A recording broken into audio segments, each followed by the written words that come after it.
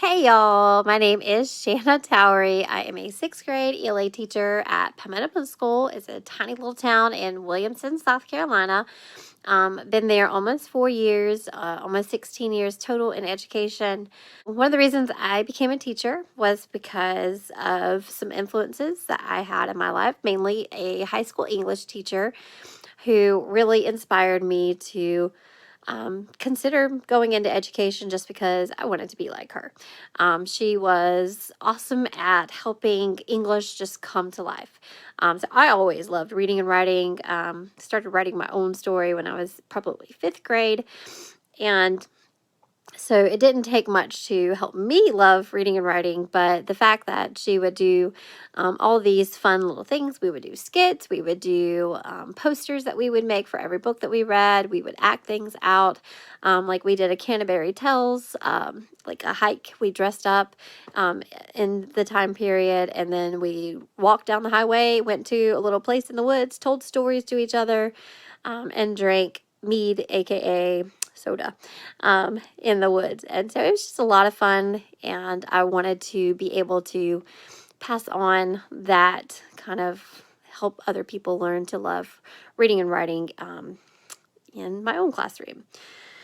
So, what other job would I consider outside of education? I think that I would probably like to do something CSI, FBI. I feel like, as an educator, you probably do a good bit of that. You have to, determine when a kid's telling the truth, when they're lying. You have to get to the bottom of things that happen at school. And of course, you have data and things that you have to analyze and kind of look deeper into to figure out what's going on and if things are successful. So, some of the same skill sets, just no dead bodies. And that's the only part that I think I would be like, how are kids different than they were 30 years ago? So 30 years ago, 1989, I was 9. So I think that I'm able to answer this more from personal experience. So I remember how kids were when I was in middle school, how my peers were, how I was, how I thought. And then I see, of course, all my students that hundreds of students that I've had throughout the years. And I have my own kids. I have 3 kids, one who's an 8th grader, one's a 5th grader. So I think I can pretty confidently say kids really haven't changed. I think that society has changed, culture has changed, access to information has changed, and that leads to different influences, a whole different ballpark of influences that kids have today, like through YouTube, through podcasts that they can listen to, through TikTok and Instagram and Snapchat. Like there's just so many ways, so many avenues of social media. And kids are so adept at technology now that it's just at their fingertips. And so I do think that there is a little bit of, that tech addiction. That is a little bit of a problem, but as far as kids themselves changing, inherently, no, they haven't really changed. Kids are kids. It's just that access to information that causes what we perceive as a change, as their influence. Teaching, I would say, has changed. So in some ways, in some classrooms, some places it hasn't. Like I think it is at different levels. It has not changed in a unified way, but there are definitely some changes out there. I'm actually working on my master's right now, studying literacy. So we've looked in some of the classes at some of the history of teaching, how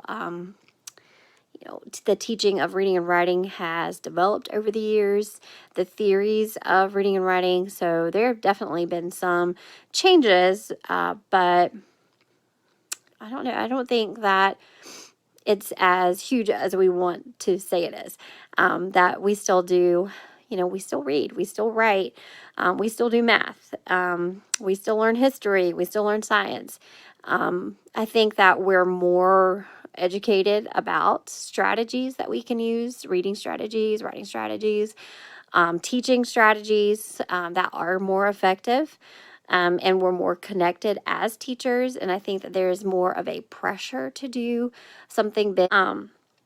So if I were to talk to somebody who was thinking about going into education, I would say make sure that you balance yourself. And by that, I mean balance who you are as a teacher with who you are in your personal life. And try not to let those two things, get too mixed up. Like, you want to make sure that when you go home and you be you for a little while, because you have to recharge. Otherwise, you will get burnt out so fast. And I find that I get a lot of influence, a lot of inspiration, a lot of just feeling better from listening to podcasts. So if you find a podcast that you can really relate to,